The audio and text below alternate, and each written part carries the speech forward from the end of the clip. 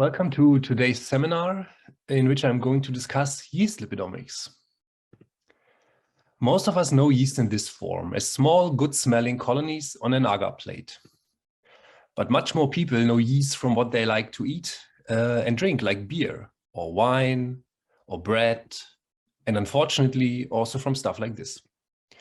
Taken together, yeast is quite a good companion of mankind in food production and is estimated to be so since around 10,000 years.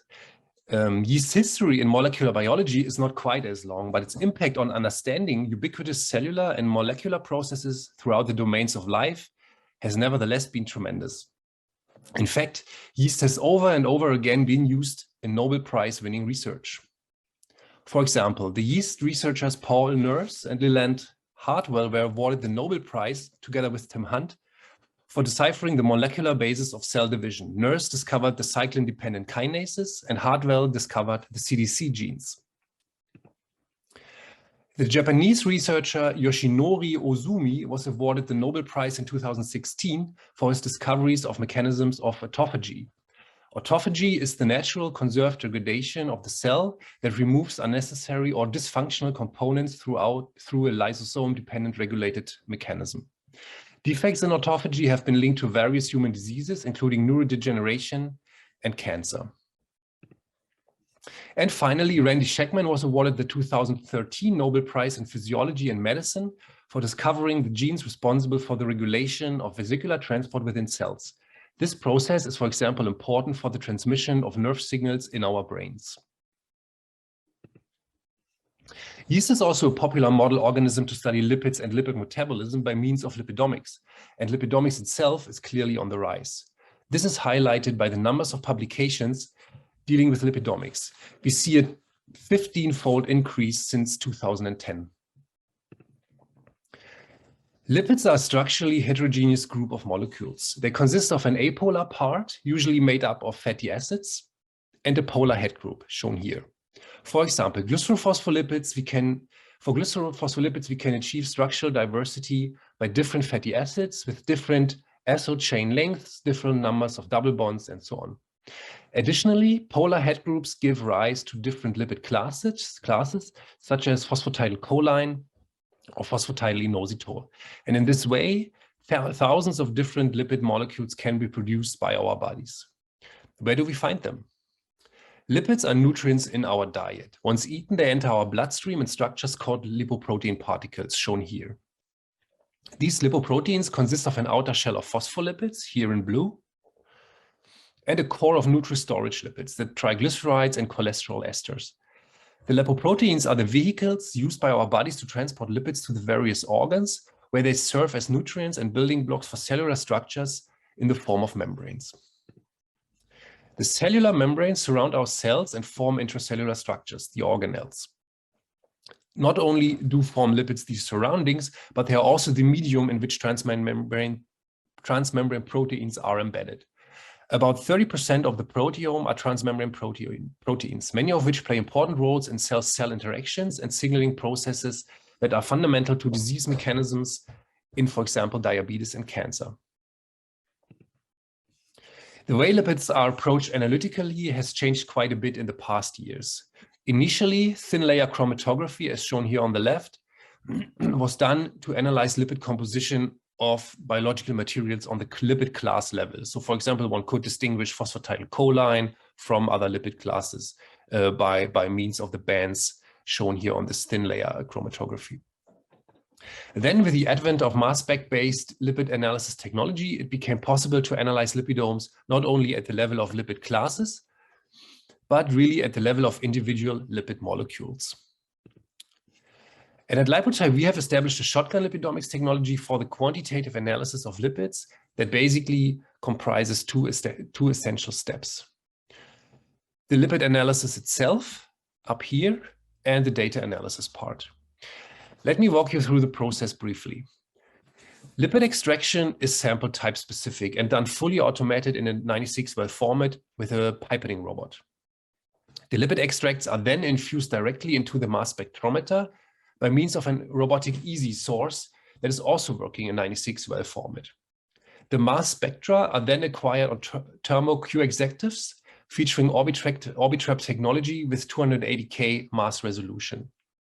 When it then comes to data analysis, we apply proprietary software for both lipid identification and statistical analysis. Lipid identification is done using Lipotype Explorer, and statistical analysis and data visualization is done by browser-based software tools such as Lipotype Zoom.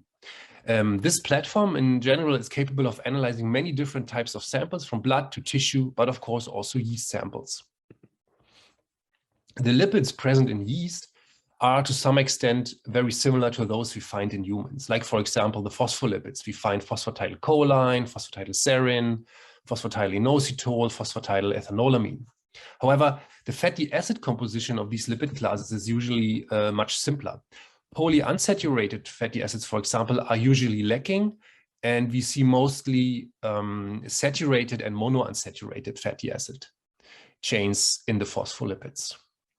But then there are also very important differences in the lipid composition of yeast cells as compared with mammalian systems.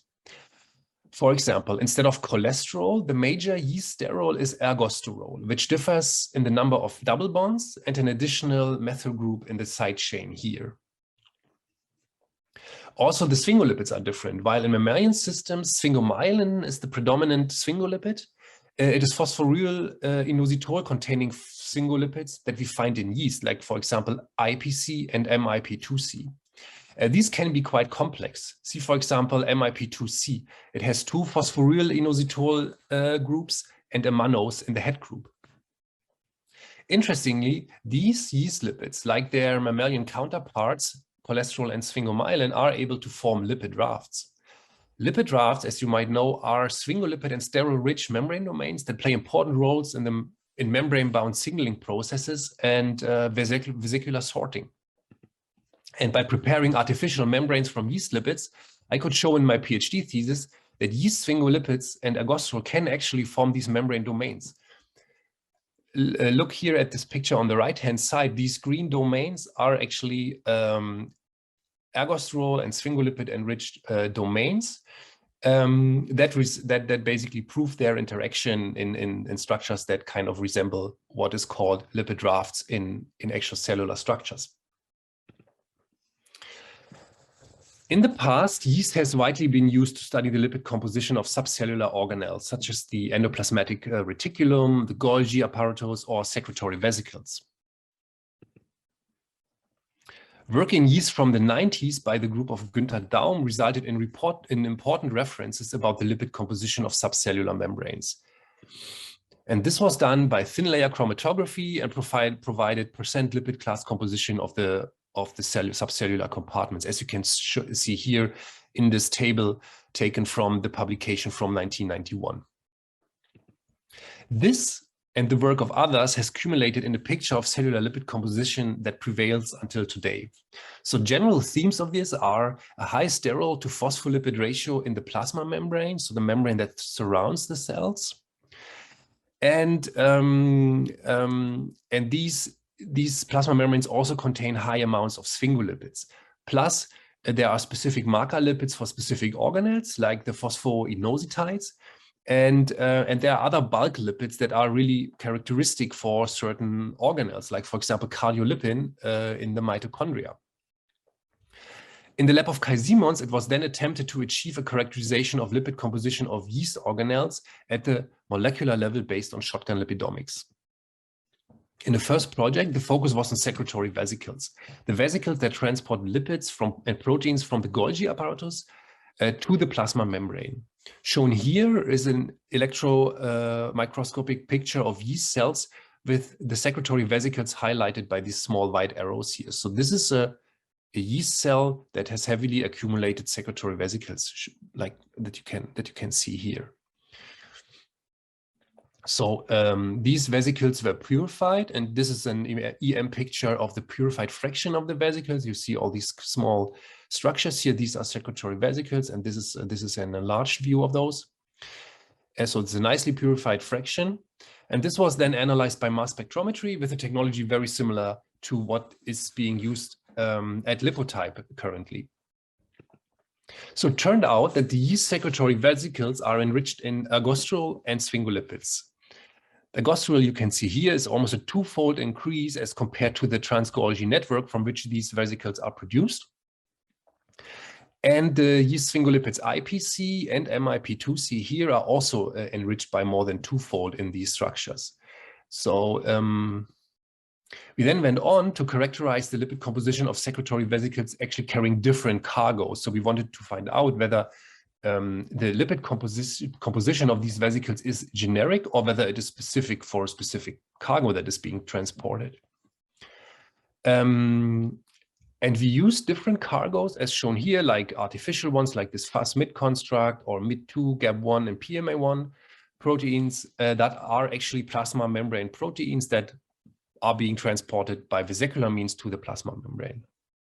And this figure shows actually the lipid category composition of these different preparations, and it confirms the previous study. For example, we see that sphingolipids here and ergosterol here are enriched in the plasma membrane and also the secretory vesicles along the secretory pathway. At the same time, glycerophospholipids shown here are depleted. So we start off at high levels, which is then reduced on the plasma membrane to about 20% more. And an important finding was as well that there is actually no real difference in the lipid composition, the lipid category composition of the different vesicles carrying different cargo. We can then also look deeper into the data at the lipid class level, and there we observe that the glycerophospholipids, that of the glycerophospholipids actually, phosphatidylethanolamin is actually depleted mostly. As compared with other phospholipids like phosphatidylcholine or phosphatidylinositol. And at the same time, MIP2C shown here, so the most complex yeast sphingolipid is enriched the most at the plasma membrane, almost threefold as compared with total cell extracts here in gray, and the plasma membrane fraction is here in black. So this is an almost threefold enrichment of MIP2C at the plasma membrane. So the analysis of lipids by mass spectrometry at the molecular level also allows us to check the degree of fatty acid unsaturation. And here we see that monounsaturated lipids become enriched at the plasma membrane. Here, monounsaturated lipids are the ones with one double bond. You see clearly that there is a strong enrichment, almost twofold, of these lipids at the plasma membrane, while deunsaturated lipids, shown here, are actually depleted at the plasma membrane. Therefore, the overall lipids at the plasma are overall more saturated at the plasma membrane as compared with the total cell extract or other structures in the cell. So in summary, we can conclude that mass spectrometry can be used to quantitatively analyze organelle lipidomes at the molecular level. And this requires really only very low sample amounts, like around 10 micrograms of protein, which is usually a limiting factor in studies like these, where we talk about the purification of small structures like cellular organelles. And we also learned that sterols, sphingolipids, and saturated lipid species are enriched along the secretory pathway. And we see that for the trans-Golgi network, for the secretory vesicles, and also the plasma membrane. Next, I would like to talk about lipidomic differences under different standard culture conditions for yeast in the lab. And this topic I termed the yeast lipidome flexibility. So this aspect we have studied in a paper that we call Flexibility of Eukaryotic Lipidome, Insights from Yeast Lipidomics, that was published about 10 years ago. And it addresses two major questions. First, is there a baseline yeast lipidome? And second, how is the yeast lipidome affected by different standard lab conditions? And to address these questions, we tested the following conditions in the standard yeast BY background. We grew them into different growth phases on different carbon sources. We overexpressed cytosolic proteins, but also transmembrane proteins. We grew the cells at different temperatures. We used different mating types, and we also added a chemical that is being used as a selection marker in yeast. So overall, we analyzed more than 100 different yeast samples. And when looking at the lipidomes of these, we find three major clusters, as is shown here. So the one major cluster is yeast that are grown on glucose, down here. One Other cluster is yeast grown on an alternative carbon source, and that was either raffinose or glycerol. And then there was a cluster of yeast grown to high optical density, so for yeast with a high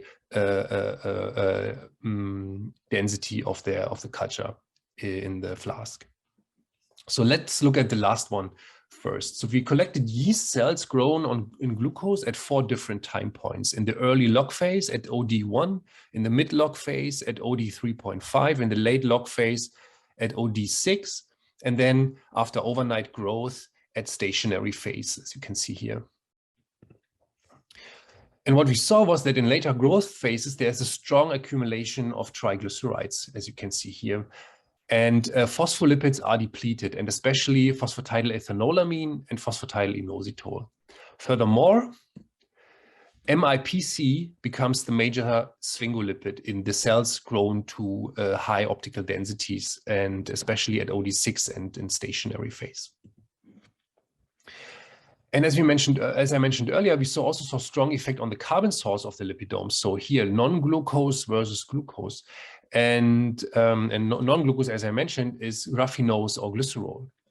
So glucose, to give you a little bit of a background, glucose is a fermentable carbon source for yeast. That means if glucose is available at sufficiently high levels, the yeast cells avoid oxidative phosphorylation or respiration in the mitochondria for ATP production. So instead, they use glucose for fermentation and produce ethanol. And this is the process we exploit in beer brewing, for example. When the yeast, however, run out of glucose, or when they have to make do with carbon sources that they cannot ferment, they do oxidative phosphorylation or respiration for ATP production. So they take this path. This is much more efficient, but they avoid doing that if glucose is present in the medium. So depending on the available sugars, or more generally, depending on the available carbon sources, the yeast cells dramatically rewire their most fundamental metabolic processes. And we wanted to know how that affects their lipidomes, actually. And by now you won't be surprised anymore, but indeed, this has a tremendous effect on the yeast lipid composition. So for example, on non-fermentable carbon sources like raffinose or glycerol, we see an increase in phosphatidic acid, so it's more than doubled, while phosphatidylserine almost disappears. Furthermore, cardiolipin is increased on the non-fermentable carbon sources, and this is most likely because the mitochondria that are needed for efficient respiration are proliferated to actually allow for oxidative phosphorylation. So this marker lipid for mitochondria, cardiolipin, is accumulated on non-fermentable carbon sources. So that is not very surprising, but it's interesting that we can see the structural changes in the cell on the lipid level. We also see a dramatic remodeling of the yeast sphingolipid composition. While on glucose, IPC 4404, shown here, oops, I'm sorry, while IPC 4404 is usually the most abundant sphingolipid on the glucose, we see that MIP2C 4404 becomes the most abundant sphingolipid on the non-fermentable carbon sources, glycerol and raffinose. I could go on like this, since the yeast cells are really affected by many of the factors we have looked at in this study. And the most important findings of this are, therefore, that there is really a high flexibility of the yeast lipidome depending on the growth conditions. And the strongest effects we see actually by the carbon sources and a stationary growth phase. But we also see strong temperature effects, which I have not talked about here.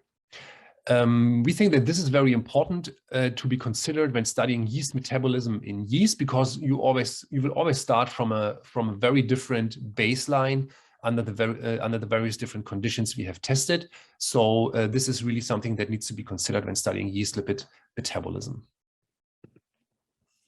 So in the next part, I would like to talk about membrane remodeling in a PC-deficient yeast strain. This is about a paper that was recently published by the lab of Toon de Kroon from Utrecht. And it addresses the question whether a eukaryotic cell can actually survive without phosphatidylcholine. And if so, how? To give you a little bit of a background, so PC can be considered an essential lipid. It is the major phospholipid in most eukaryotic organisms and is found in essentially all of them. In yeast, it can be synthesized in two ways.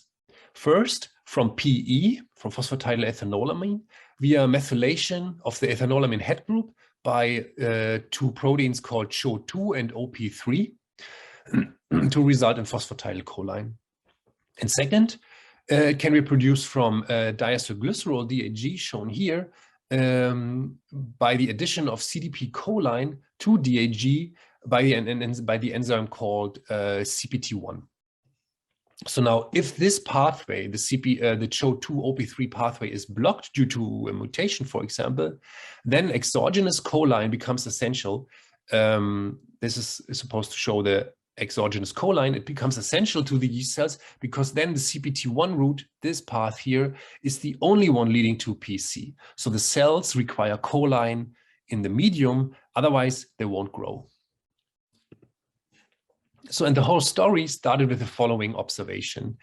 Here is a wild type yeast strain spotted on media containing choline and inositol or not. So here we have C indicates choline and the I indicates the inositol, plus and minus indicate presence and absence of the respective nutrient in the medium. And it's not surprising to see that the wild type actually can grow in the presence or absence of choline. So it doesn't care. It has the capability of synthesize PC in under both conditions. Also, as expected, the mutant CHO2-OP3, which cannot make PC from PE anymore, does not grow if choline is absent from the medium, like you see here. So these are the conditions where no choline is in the medium. And as you can see here and here, nothing is growing. So this is still expected. And now the surprise was that in a yeast strain that is mutant for CHO2 and OP3, our collaborators actually isolated cells that could grow despite there was no choline in the medium. And that was really surprising. So the first thing then, of course, now was to check whether these cells really do not have phosphatidylcholine anymore. And the first result was obtained by thin layer chromatography. And as you can see here, in the presence of choline in these so-called suppressor strains that should actually not grow without choline, there is PC. So in the presence of choline, these cells can still make phosphatidylcholine due to the CDP choline pathway. However, in the absence of choline, as shown here, PC is totally lacking. That is not surprising based on the genetic background, but nevertheless, it's surprising that the cells were able to grow in the absence of without any phosphatidylcholine. This result that was obtained by thin layer chromatography could actually be confirmed by mass spectrometry in the two suppressor strains. As you can see here, so these are the two suppressor strains, and there's virtually no PC present in these cells when choline is absent from the medium. Genetic analysis and genome sequencing then revealed that the suppressor strains actually exhibit changes in ploidy, meaning that they have aberrations in their chromosome numbers, or they have a point mutation in the gene coding for the enzyme ACC1, which is the acetyl-CoA carboxylase. Further lipidomics analysis of these suppressor strains then revealed that they contain lower amounts of phospholipids with longer acyl chains. And that effect is most pronounced for phosphatidylethanolamine. So as you can see here, this is the baseline condition in blue. In the cells that do not have any choline present and are in the suppressor strains without choline, we really see a drop in phosphatidylethanolamine with long acyl chains, meaning in some 34 or 36 carbons in their fatty acids. Then this is the most pronounced effect in this yellow bar here. This is a suppressor strain that grows without choline but cannot make any phosphatidylcholine anymore, but still it has a reduced number of long fatty acyl chains. Additionally, these strains also contain more saturated fatty acids, that is the fatty acids without any double bonds. And this effect again is more pronounced for phosphatidylethanolamin, as you can see here. So we plotted here the content of saturated fatty acids, and as you can clearly see, in the suppressor strains and in the absence of choline from the medium, there's a significant increase in saturated fatty acids, especially in phosphatidylethanolamin. So our co-workers then, by a series of elegant genetic and molecular biology experiments, worked out a quite complicated model on how the cells compensate for the lack of phosphatidylcholine, and central to that process is the enzyme ACC1. And in summary, the lack of phosphatidylcholine is compensated for by the restoration of membrane fluidity, which is actually achieved by shortening the fatty acyl chains in the remaining phospholipids. And this mainly occurs in phosphatidylethanolamin, as you can see here. So this is a normal wild type membrane composition. In red, you see the phosphatidylcholine molecules, which have like a cylindrical shape, and then there are a few phosphatidylethanolamin molecules which have a conical shape. And so this is the normal state with a typical membrane fluidity as the cell requires it. But then in the absence of phosphatidylcholine in the suppressor strains, so we see here in this situation a total lack of phosphatidylcholine, of course, and we see a shortening of especially the phosphatidylethanolamin fatty acyl chains, which leads to a reduction of this conical shape of the phosphatidylethanolamin molecules, which overall compensates for the lack of phosphatidylcholine and sort of restores membrane fluidity to levels at which the cell actually can survive and even grow and proliferate. So the bottom line of this work is that they identified a eukaryotic cell that is actually viable without phosphatidylcholine, and this is based on extensive membrane remodeling, membrane lipid remodeling, which in turn restores membrane fluidity, which is essential for cellular survival.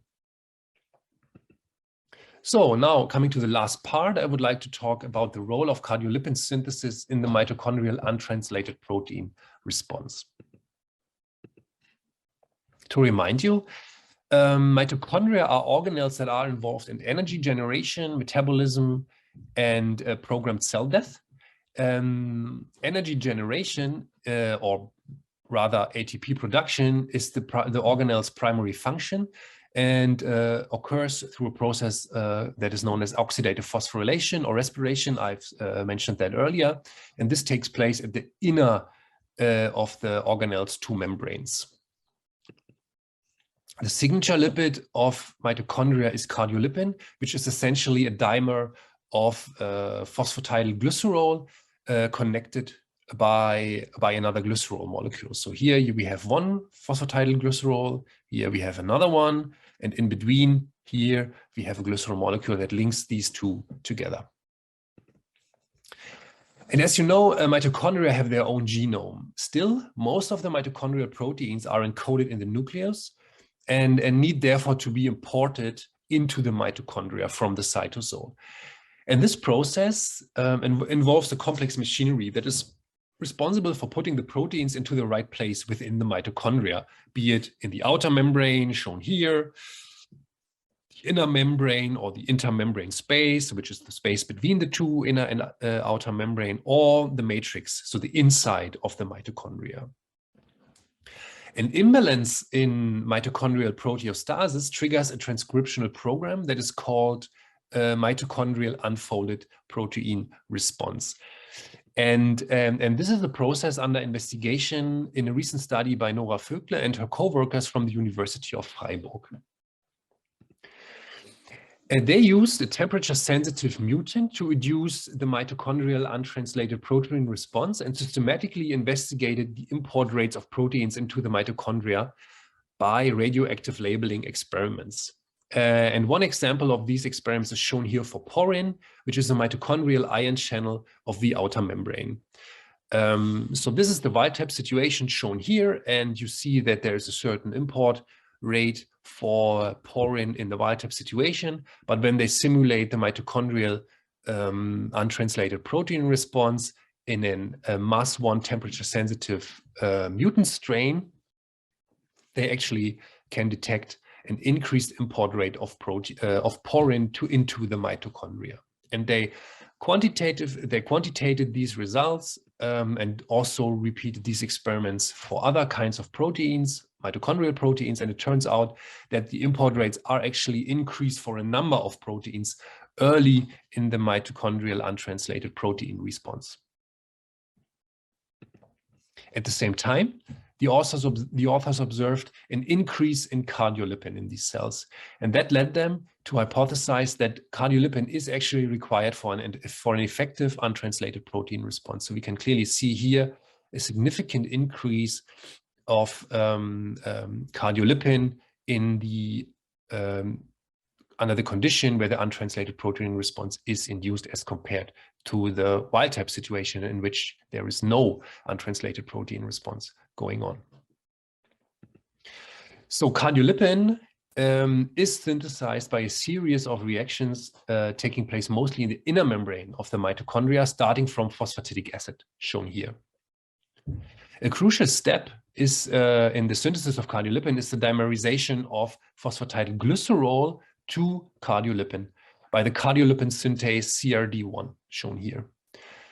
The resulting cardiolipin then undergoes acyl chain remodeling by TAS1 to result in what is depicted here as mature cardiolipin in the inner membrane. So now, in order to confirm a role for cardiolipin in the mitochondrial untranslated protein response, the obvious next experiment then was to check protein assembly in a mutant with impaired cardiolipin synthesis. And this mutant would be a CRD1 deletion strain.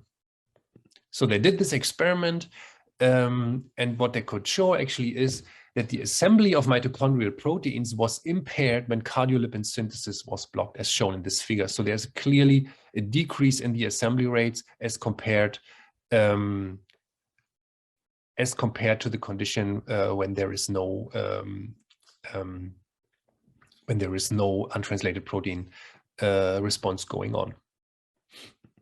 So these and other results then led the authors to propose a model of the mitochondrial untranslated protein response that is divided in two phases, in an early phase and in a late phase. And what we see here is the early phase, in which the protein import in the mitochondria is increased, indicated here by the solid, thick arrows. So that should indicate that there is a high import rate of proteins from the cytosol, shown here, into the respective subcompartments of the mitochondrium, the outer membrane, the intermembrane space, the inner membrane, but also the matrix.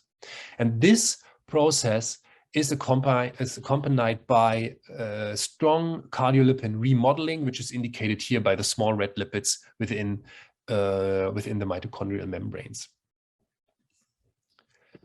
This early phase is then obviously followed by a later stage in which is characterized by a decrease in import capacity, which is indicated here by the dashed arrows now. And this is happening then upon prolonged stress induction. So we have an early phase where there is strong protein import together with remodeling of the cardiolipin pool in the mitochondria, and that is then followed by a late mitochondrial untranslated protein response phase, in which we see a decrease in import rates of mitochondrial proteins. Okay, and that brings me to the end of the talk. To summarize, in today's webinar on yeast lipidomics, we have discussed the relevance of yeast as a model system in lipid research. We have discussed the subcellular lipid composition of yeast cells. We have discussed the flexibility of the yeast lipidome and how different standard lab conditions influence the yeast lipidomes, the yeast lipid compositions. I've presented work on phosphatidylcholine deficient yeast strains and how our collaborators worked out how the cell is able to cope with the deficiency of phosphatidylcholine. And in the end, we have discussed the role of lipids in mitochondrial protein import. And I hope that I could convince you that the yeast and lipidomics are a powerful duo in molecular and cellular biology research.